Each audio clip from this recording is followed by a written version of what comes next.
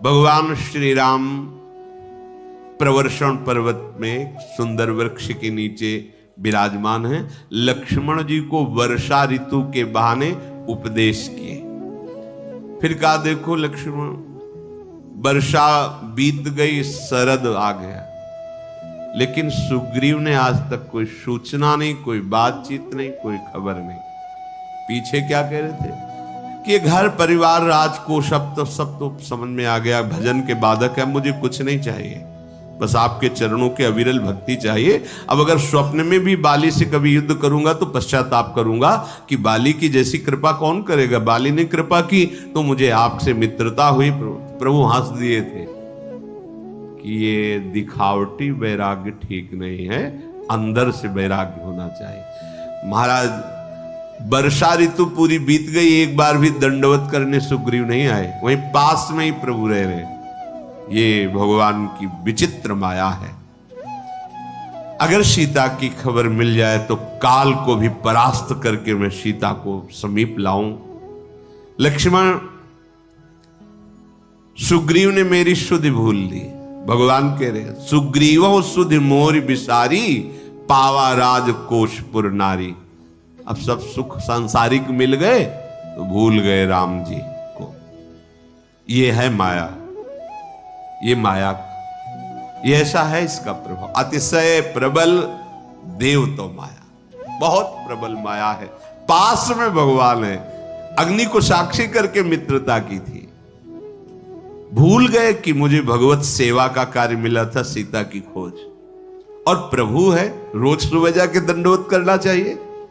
1000-2000 कोस थोड़ी है, पास में ही प्रवर्षण पर्वत है, एक बार भी नहीं गए। ये जीव की दशा है। जब मनोकामना पूर्ण होने लगती है तो भजन छूटने लगता है। इसीलिए भरथरी जी ने, जब भगवान शंकर प्रकट हुए, राजा थे भरथरी, चक्रवर्ती सम्राट, वही जब वैराग्य से भजन किए भगवान शंकर प्रकट हुए तो उन्होंने मांगा था कि प्रभु कभी मुझे सम्मान से भिक्षा भी ना मिले। तब भगवान शंकर ने कहा ऐसा क्यों? बोले प्रभु, सम्मान वो विषय जिसमें आपको भूल जाता है जीव, इसलिए मुझे कभी सम्मान न मिले। इसीलिए श्रीपाद ने भी कहा सम्मानम कल्याति। अब राजपद पे बैठे, सब वैभव इनका, भूल गए श्री राम को। भगवान ने कहा जाकर के कह दो कि वो बाण रखा हुआ है तूणीर में, जिससे बाली को मारा था, वो बाण रखा हुआ है। इतना बता दो जाके सुग्रीव को। प्रभु को क्रोध थोड़ी है। अपने जनों को जो प्रतिकूलता देते हैं तो अपने प्रेम में मगन करने के लिए देते, सच्ची कहते हैं। ये सुग्रीव की दशा नहीं, ये हम सब की दशा है। 4 लोग कहने लगे तुम बहुत सुंदर हो, तुम्हारे जोड़ का कोई भारत में लड़ने वाला नहीं, बहुत पहलवान तो लगेगा कि 4 लोग कह रहे हैं तो बड़ा बुद्धि, बड़ी विचित्र है, मोहित करने वाली बुद्धि। वो लकड़ी की बुझाई लगाया था पौंड्रक, उसे कहा तुम भगवान के अवतार हो। ये वो असली बन गया, मन में आ गया, वो खबर भेज दी, आओ युद्ध करो।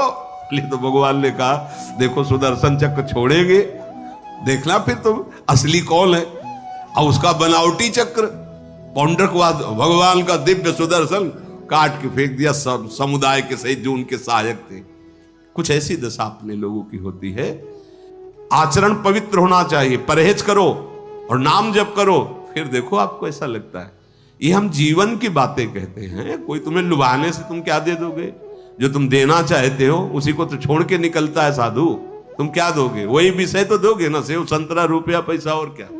अरे इसको तो बहुत पहले ही, जब कोई परमार्थ पर कदम रखता है तो पहले ही इसको नाशवान समझ कर चलता है। और तो भाव के कारण लीलाएं चल रही, इनका कोई महत्व नहीं है। अगर महत्व होगा तो भगवत विस्मृति हो जाएगी, भगवत मार्ग छूट जाएगा। बोले पावा राजकोशपुर नारी, तो सुग्रीवो सुधि मोह विसारी। तो भगवान ये जो प्रतिकूलता और भय देते हैं, बड़ा मंगल विधान करते हैं भजन के लिए।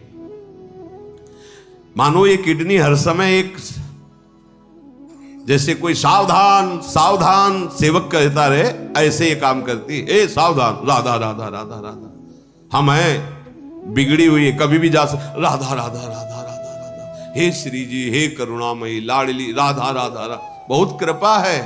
बोले वो तो भजन करते थे, किडनी फेल कर, अरे बड़ी कृपा है, अगर किडनी फेल ना होती तो हमें रात दिन सावधान कौन करता। ये मित्र की तरह काम कर रही, राधा राधा राधा, कभी भी जा सकता है, राधा राधा राधा, अरे ये सब, अरे कुछ नहीं, सब दिखावा माया का, राधा राधा चलना है। पहले हमने सत्संग में सुना था कि असाध्य रोग भगवान की विशुद्ध कृपा, वो कृपा है। जिस कारण से हमें भगवद स्मृति हो, वो कारण चाहे महान दुख हो या विपत्ति हो, कोटि कोटि बंधनी है। और जिस कारण से भगवान को भूल जाए, वो चाहे जितना बंधनी कारण हो, वो माया ही है।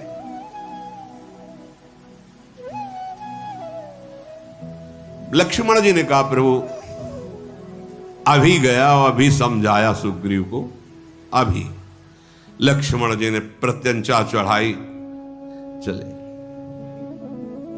भगवान ने कहा देखो, मतलब हमारा समझो, मारना तो है नहीं ना, मित्र है, केवल भय दिखाना है। ए काम क्रोध लोभ मोह मद मत्सर, जाओ, ये भूल कर रहा है, इनको भयभीत करो। ये बिना आदेश के नहीं आ सकते, आपके अंदर अहंकार है, उसी को तोड़ने के लिए भेजा जा रहा है। तुम कहीं भगवत विमुख हो, उसी के लिए भेजे, जाओ। बहुत त्यागी तपस्वी बनते, अब देखो तुम्हारे हृदय में, हे नाथ हे करुणा में बचा, बोले आओ ना। एक दिन भाई जी हनुमान प्रसाद पोद्दार जी कृष्ण में कि ये काम क्रोध भी हमारे भजन में सहायक बने। काम क्रोध कैसे सहायक हो सकते? क्योंकि भजन का तो स्वरूप है काम क्रोध मदमान न मोहा। जब महापुरुषों के वचन निकलते तो मिथ्या नहीं होते, जब उनका चिंतन हुआ तब समझ में आया कि कैसे सहाय। जब पता चला ना कि कितना गंदा हृदय, कामी है, क्रोधी हृदय है, मैं संभाल नहीं पड़ा, तो शरणागति कराने में बहुत बड़ा काम किए। हे नाथ आपके सिवा कोई नहीं, देख लो प्रभु कैसा हूं। जिनने हमें शरीर देकर परमार्थ पथ दिया, जिन मुख को तन दियो ताको न भजन कियो, ऐसो नोन हरामी, मौसम कौन कुटिल कल कामी। हे शरणागत वत्स, आया ना। बोले वो प्रभु बहुत सता रहे थे, हाँ हम ही ने लगाया था कि कहीं इधर उधर भटक मत जाना, भयभीत होकर सीधे रास्ते में चले आओ। जो सभी तावा शरणाई रखियो ताई प्राण की नाई।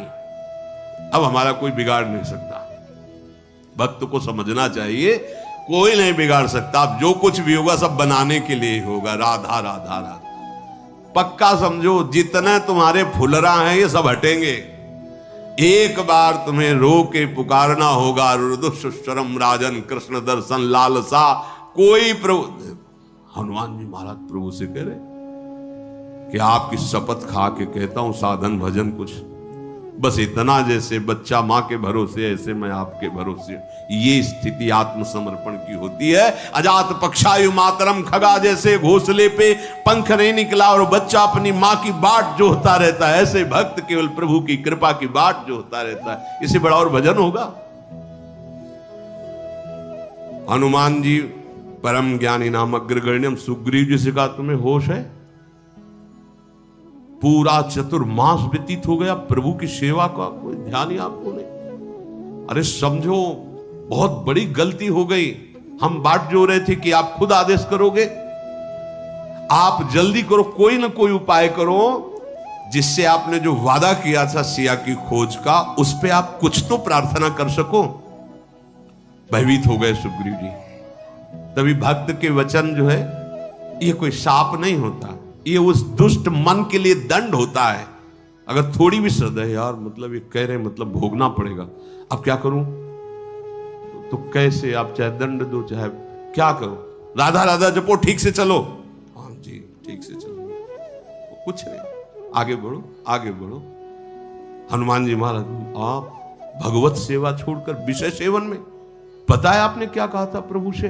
भयभीत हो गए। सुग्रीव को ज्ञान, अरे ये तो बहुत अपराध बन गया, एक बार प्रभु से मिलने नहीं गया, कोई प्रभु की सेवा की भावना नहीं की, ये तो अब क्या कर सकते? बोले तुरंत बुलाओ बड़े बड़े यूथों को और भेज दो और फिर प्रभु के पास चलो। हनुमान जी पहले जब प्रभु कहे मैं तो कह दो भेज चुके हैं, वानर सेना गई है खोज करने के लिए। हनुमान जी की बात सुनकर सुग्रीव को भय लगा, तत्काल बड़े बड़े वानर युद्धपतियों को बुलाया, वो सब आए, चरण नवाए, चारों तरफ सीता जी की खोज। इतने में धनुष के टंकार हुए। लखनलाल जी नगर में जो निजी सेवक जन थे भागते हुए आए, बोले गोरे राजकुमार बहुत क्रोधित हैं और धनुष के टंकार। अब तो सुग्रीव के पसीना छूट गया, क्योंकि जान रहे थे कि कोई कम नहीं है, बड़े और छोटे बराबर ही हैं। अब एक ने बाली को मारा, दूसरा सुग्रीव को मार देगा पक्का, क्योंकि लखनलाल तो बहुत क्रोधी स्वभाव के है। ये अब क्या करें? हनुमान जी से कहा तुम ही बचा सकते हो, हनुमान कोई उपाय करो। मतलब लखनलाल आ चुके हैं और बस उसमें क्या टंकार कर दी, मतलब अब चाप केवल चढ़ाने की बात है। सावधान, पूरे किष्किंधा नगर को अग्नि बाण से अभी भस्म कर दूंगा, लक्ष्मण जी ने कहा। हाहाकार मच गया। अब क्या करे? सुग्रीव ने इशारा किया अंगद जी को, तुम दौड़ के जाओ, पैर पकड़ो, थोड़ा नरम होंगे फिर हम आ जाएंगे। ऐसे सामने जाने की हिम्मत नहीं पड़ी। अंगद जी ने जाके लक्ष्मण जी के चरण पकड़ लिए, क्षमा कीजिए, त्रुटि हो गई है। लक्ष्मण जी ने भुजा पकड़ उठा और हृदय से लगाया, तुम तो भयभीत मत हो। सुग्रीव ने जब सूचना पाई कि थोड़ा तो क्रोध शांत जैसा नजर आ रहा है, क्योंकि अंगद जी को हृदय से लगा लिया है, तो कहा सुनो हनुमान जी, तुम तारा को लेकर के जाओ और आप और तारा देखो, अगर लक्ष्मण जी का क्रोध और शांत हो रहा है फिर हम चलेंगे, सीधे सामने नहीं जाएंगे। ऐसा ही ना हो कि लियो आ गए सामने। अब हनुमान जी तारा सहित गए, लक्ष्मण जी के चरणों को पकड़ा, वंदना की और भगवान के यश कहा कि कितने कृपालु भगवान, करुण। लक्ष्मण जी का हृदय थोड़ा शीतल हुआ स्वामी की चर्चा सुन के। समझ रहे हो, अगर कोई भक्त नाराज हो तो उसको प्रसन्न करने का उपाय है उसके स्वामी की चर्चा करने लगो, है आराध्य देव का जस सुनाने लगो। हनुमान जी जाकर भगवान श्री राम का रस यश गायन किए, तारा जी चरण, लक्ष्मण जी प्रसन्न मुद्रा में हुए। आओ प्रभु, महल में लाए, लक्ष्मण जी के चरण धोए, विनती की और इशारा किया सुग्रीव जी को जाके, शांत है लखनलाल जी। सुग्रीव जी आए, साष्टांग प्रणाम किया, लक्ष्मण जी ने गले से लगाया और कहा ये क्या है, ये क्या है? ये विषय इतने बलवान हैं कि बड़े बड़े मुनियों के मन में क्षण में क्षोभ पैदा कर देते हैं। मैं तो विषयी हूं ही, नाथ मुझे क्षमा करो। जब विनय सुनी तो लक्ष्मण जी ने समझाया कि जब भगवान का दासत्व स्वीकार कर लिया जाता है, तो भगवत अर्पित करके विषय सेवन किया जाता है, तो उसकी आसक्ति नहीं बढ़ती, भगवान में प्रीति बढ़ती है। तुम भगवत विमुख होकर विषयों का सेवन कर रहे हो, भगवत आज्ञा का उल्लंघन कर रहे हो। कहा था भगवान से, आप चिंता मत करो, मन वचन कर्म से हम आपकी सेवा को भूल गए, मन वचन कर्म भोगों में लग गए। तब हनुमान जी ने कहा कि प्रभु आपके आने के पहले ही बड़े बड़े वानर युद्धपतियों को खोज के लिए भेज दिया गया है। इससे लक्ष्मण जी को अच्छा लगा और कहा चलो रघुनाथ जी के चरणों के दर्शन करो चल करके। लक्ष्मण जी की प्रेरणा से हिम्मत बनी। नहीं, ये विषय भोग हिम्मत रहित कर देता है, अपने स्वामी के सामने जाने की हिम्मत नहीं रहती।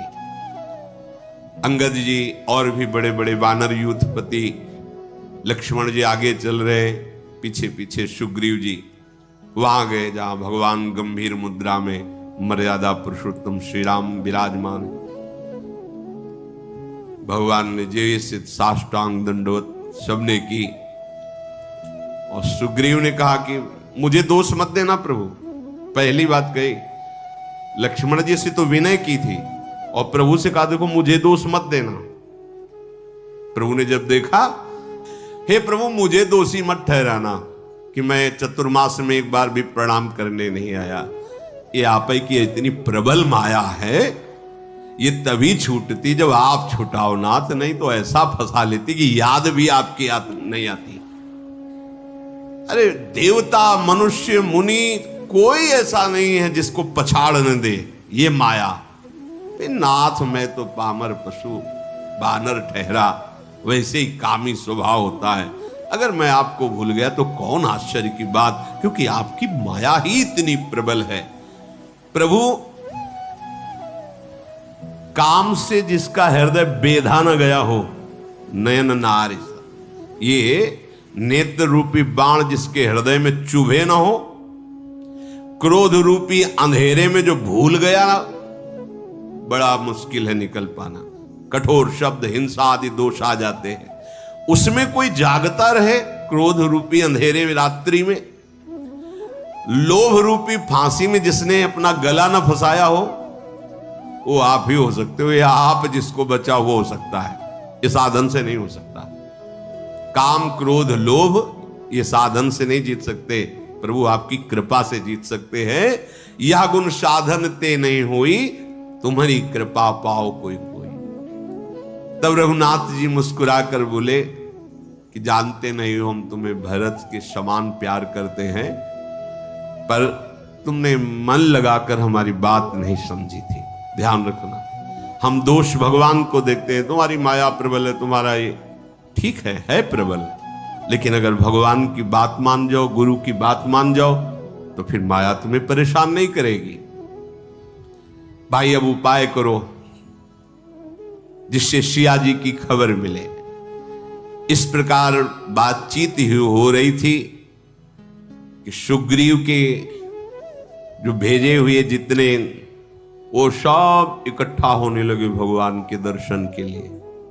भगवान शंकर कैलाश से दिव्य नेत्रों से देख रहे, कह रहे ऐसे रंग बिरंगे बानर हैं, कोई लाल, कोई काला, कोई भूला, कोई ऐसे, इतने रिक्ष बानर ऐसे।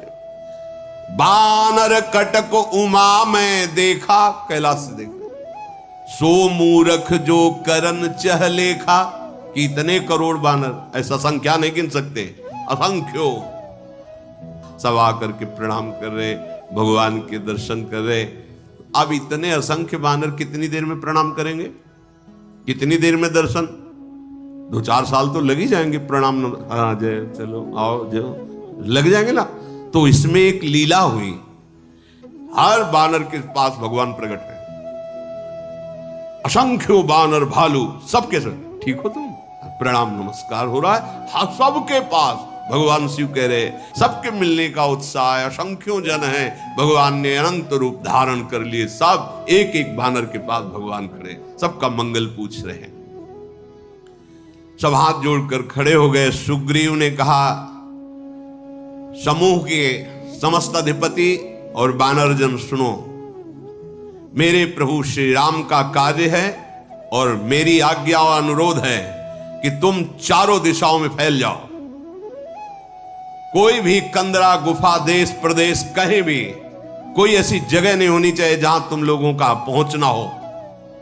कहां सीता जी हैं ये खोज। अगर 1 महीने में खोज करके तुम लोगों ने बताया नहीं, पता नहीं ठीक बताया, सब मारे जाओगे मेरे द्वारा। प्राण दंड दिया जाएगा सबको। बिना पता लगाए कोई वापस आया तो पहले प्राण दंड होगा। 1 महीने की अवधि है, सबको प्राण दंड दिया जाएगा अगर सिया जी की खोज नहीं हुई। अब तो उनकी चाल ही है, इस पर्वत से उस पर्वत, उस पर्वत से उस कंदरा। कोई ऐसे थोड़ी कि ऐसे पग में चलना है। भारी भारी छलांग लगाने वाले सब, एक से युद्धपति, सेनापति, बानर सब। जब ये सब गए तो श्री अंगद जी, नल जी, हनुमान जी ये पीछे रुके रहे। बड़े बड़े युद्धपति सब गए। जाम्बवान, हनुमान जी और अंगद जी और नील, ये कुछ श्रेष्ठ योद्धा पीछे रुके। सुग्रीव जी ने कहा तुम सब दक्षिण दिशा की तरफ, क्योंकि विमान दक्षिण दिशा की तरफ जा रहा था जब राम राम आवाज करके पट डाला था जानकी जी ने। तुम प्रधान बहुत बुद्धिमान और बलवान हो, तुम एक साथ दक्षिण दिशा की तरफ यात्रा करो और पूरे दक्षिण दिशा को छान मारो, सिया जी कहां हैं। मन वचन कर्म से प्रभु के कार्य में तन्मय हो जाओ। मन क्रम वचन सो जतन विचारे हो, रामचंद्र कर काज संवारे। यही जीवन का लक्ष्य है। मन वचन कर्म से हमारी वही चेष्टा हो जिससे हमारे प्रभु प्रसन्न हो। क्योंकि भानुपीठ से ही उरागी स्वामी सर्वभाव छल त्यागी। सूर्य को पीठ से सेकना चाहिए, अग्नि को सामने से, पर स्वामी को तो सर्वभाव से रिझाना चाहिए। यदि ममता और आसक्ति का त्याग करके मन वचन कर्म से भगवान का सेवन किया जाए तो भगवान के दिव्य धाम की प्राप्ति निश्चित होती है। और देह धरे कर यह फल भाई, यही शरीर धारण करने का फल है कि मन वचन कर्म से भगवान का सेवन भजन और उन्हीं की आज्ञा में रहा जाए। वही सबसे बड़ा ज्ञानी है, वही सद्गुणी है, वही ज्ञानी है, वही बड़भागी है जो भगवान के चरणों का प्रेमी है। सबने प्रणाम किया और भगवान का स्मरण करते हुए चल पड़े। सबसे पीछे पवन पुत्र हनुमान भगवान को प्रणाम किया। हनुमान जी को नजदीक बुलाया और सर पर हाथ फेरते हुए भगवान श्री राम ने अपनी मुद्रिका उतारी और चुपचाप हनुमान जी को दी और कहा, समझा देना जानकी जी को। क्या हमारे हृदय में प्रेम है हनुमान, तुम जान रहे हो, जानकी जी को बताना। वो निराश ना हो, मेरे बल का स्मरण कराना। हनुमान जी तो कृतकृत्य हो रहे कि प्रभु ने इतना अपना समझा। मुद्रिका दी और कहा, तुम हमारे प्रेम को जानते हो, जानकी जी को समझा देना, और हमारे बल को जानते हो, बता देना उनको कि वो निर्भय रहे। प्रभु समस्त देवताओं की रक्षा करने वाले, भक्तों की रक्षा करने वाले सर्वज्ञ हैं, पर वो जानते हैं कहां क्या है, पर लीला के लिए इसीलिए खोज प्रारंभ। बानर जितने भी हैं, वन में, नदी में, तालाब, पर्वत, कंदराओं में, सब सियाजू की खोज कर रहे, शरीर का भान विस्मरण किए हुए भगवत कार्य में लगे हुए। यदि घूमते फिरते कहीं कोई निशाचर दिखाई पड़ता तो उठा के पटक देते, उसको एक ही पटक में मार डालते, पूंछ में लपेट के। मान लो कोई पर्वत पे खड़ा है निशाचर, एक छलांग लगाए, ऊपर चढ़े, कांधे में बैठे, गिराया और नीचे तक उसके साथ है, उसने दम निकल गई, फिर छलांग मारा, ऊपर चले गए। उनको किसी अस्त्र शस्त्र की जरूरत नहीं थी, महान बलशाली। और कोई मुनि मिल जाता तो सब बानर घेर के खड़े होते, प्रणाम करते, सीता जी को देखा है क्या? वो कहते नहीं देखा। तो फिर देखा क्या? चल दे फिर चल देते। अब इतना खोजते खोजते इतनी प्यास लगी कि सबको लगा प्राण निकल जाएंगे, छलांग लगाना और सब ऐसा।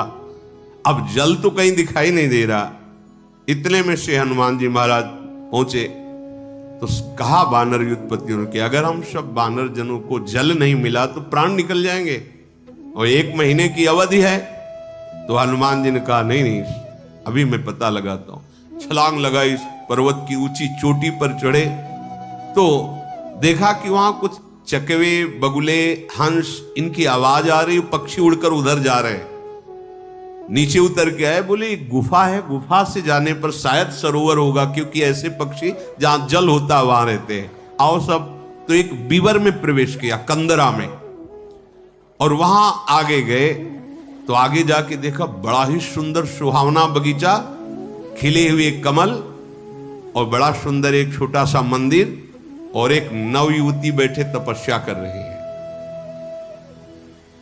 नजदीक जाके सबने उस नवयुवती को प्रणाम किया। हम सब भगवान का कार्य सिया जी की खोज के लिए निकले, पूरी सब बात बताई।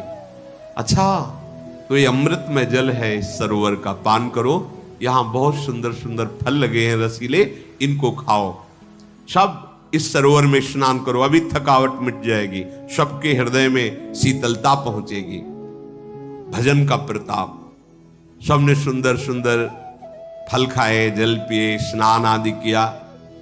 और उसने कहा अच्छा, तो प्रभु समीप आ चुके हैं, मैं उन्हीं के लिए तप कर रही थी, मैं प्रभु श्री राम के लिए ही तप कर रही थी, एकांत सेवन। अब मैं प्रभु के चरणों का साक्षात दर्शन करूंगी। तुम लोग अब चढ़ना उतरना नहीं, आंख मूंदो, मैं अभी तपोबल से आपको यहां से बाहर कर दूंगी। आंख मूंदो, मैं तुम्हें पहुंचा देती हूं अभी समुद्र के तट पर, और सिया की खोज मिलेगी, तुम निश्चिंत हो जाओ। सबने आंख मूंदी, देखा सामने समुद्र, पहाड़, कंदरा, सब। ये तपोबल, भजन का बल।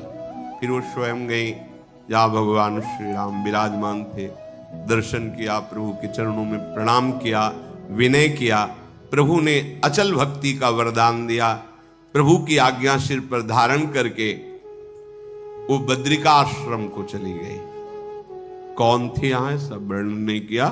कोई 9 तपस्विनी थी। जैसे भागवत में आता है, उसमें टिप्पणी पे भाई जी ने लिखा कि एक बार कई मुनियों ने देखा कि एक नवयुवती तपस्या कर रही, तो पूछा आप कौन है? तो उनका मैं ब्रह्म विद्या हूं। क्यों तपस्या कर रहे हो? बोले नंद नंदन को पतिकांत रूप में प्राप्त करने के लिए कर रही। तो इसमें तो संबोधन किया नहीं कि कौन सी तपस्विनी थी, पर कोई नवयुवती तपस्विनी भगवान के रिझाने के लिए तप कर रही थी, और पूर्ण हुआ तब, और भगवान का साक्षात दर्शन हुआ। तो शेष जीवन बद्रिका आश्रम, बद्रीवन में व्यतीत किया। इधर वानरगण विचार कर रहे हैं कि समय तो बीतता जा रहा है, कुछ पता नहीं है कि कहां सियाजू हैं। अगर सियाजू की खबर नहीं मिली, लौट के गए तो मारे जाएंगे। अंगद ने रो कर कहा हमारी मृत्यु तो पहले ही हो गई होती, अगर राम जी कृपा करके रक्षा ना करते तो सुग्रीव जी ने भाई को मरवा दिया था, मेरे को भी वो मार डालता।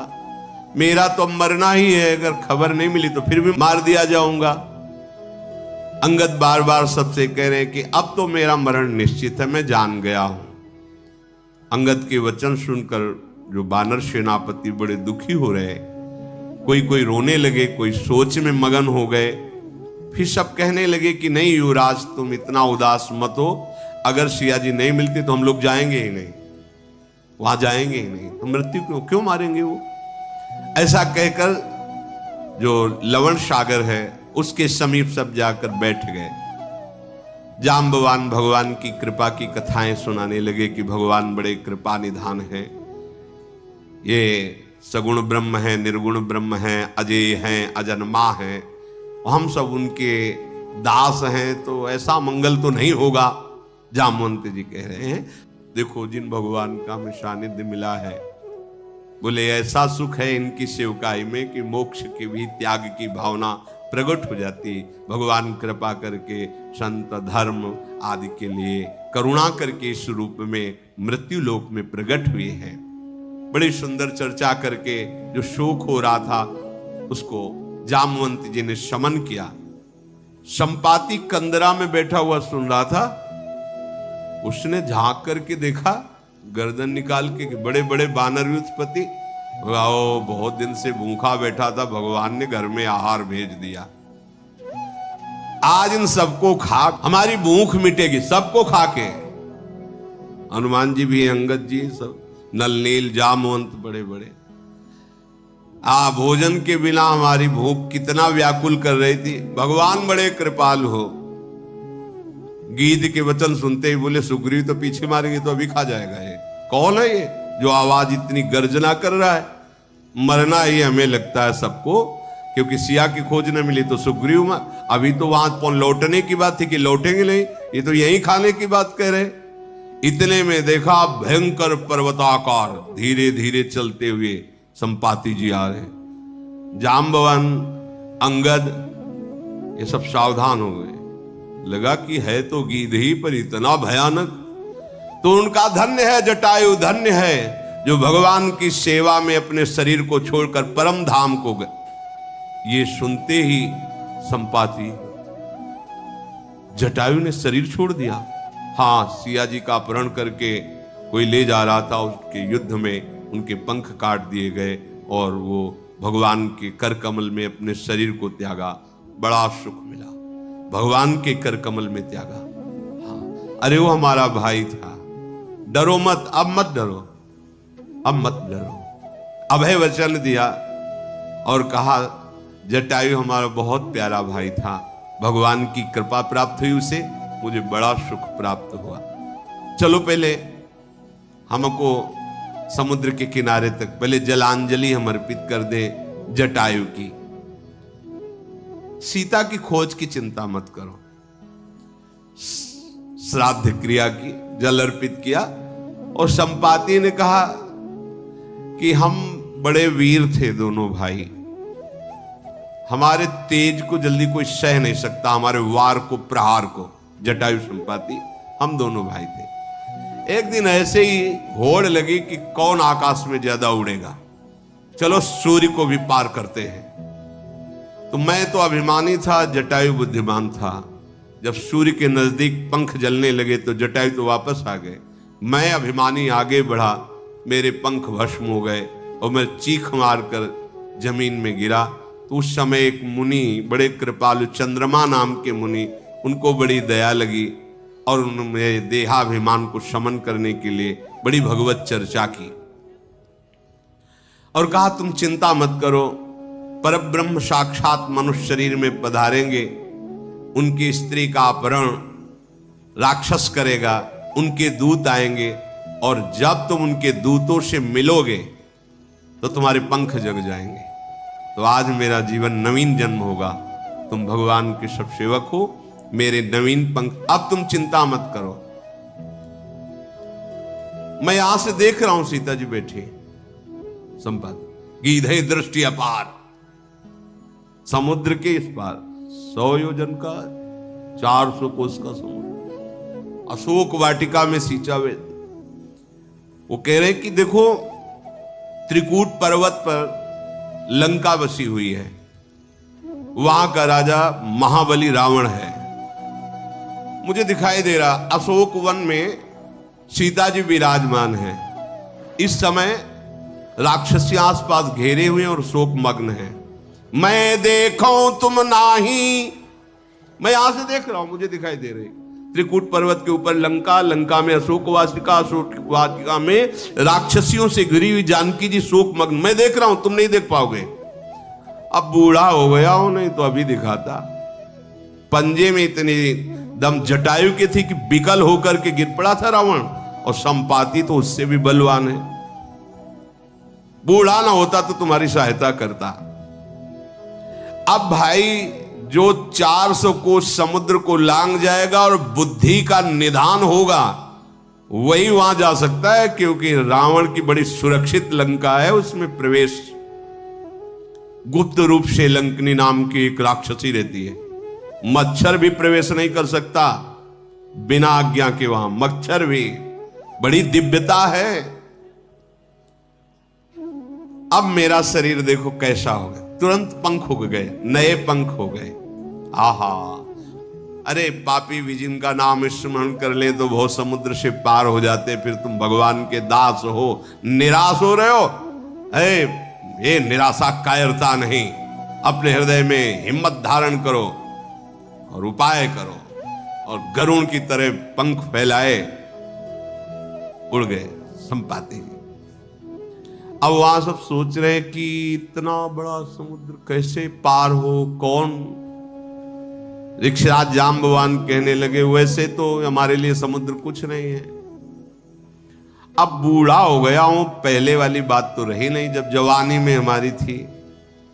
जब भगवान वामन जी बने थे उस समय मैं जवान था, और बलि को जब प्रभु ने बांधा तो 2 घड़ी में 48 मिनट में जो भगवान चरण फैलाए हुए थे, 48 मिनट में 7 बार प्रदक्षिणा, मानो समस्त ब्रह्मांड की 7 बार प्रदक्षिणा की थी 48 मिनट में। जाम्बवान जी कह रहे अब तो बूढ़ा हो गया हूं, ये हमारे लिए समुद्र क्या है, बूढ़ा हूं। अंगद ने कहा मैं तो पार जा सकता हूं, पर लौटने में मुझे पूरी ताकत लगा के, छलांग लगा के पार तो हो जाऊंगा, पर दोबारा फिर वापस, इसमें मुझे संदेह। जामवंत ने कहा तुम तो सबके हमारे प्रधान युवराज हो, हम तुम्हें भेज भी नहीं सकते। ऋक्षराज जाम्बवान जी ने देखा कि हनुमान जी चुपचाप शांत खड़े हैं ऐसे। ए हनुमान जी तुम कुछ बोल नहीं रहे, चुप हो। अरे महाबल की खान हो, पवन के पुत्र, तुम्हारा वेग पवन के समान है, तुम बुद्धि ज्ञान वैराग्य भक्ति सबके समुद्र हो, फिर चुप कैसे खड़े हो।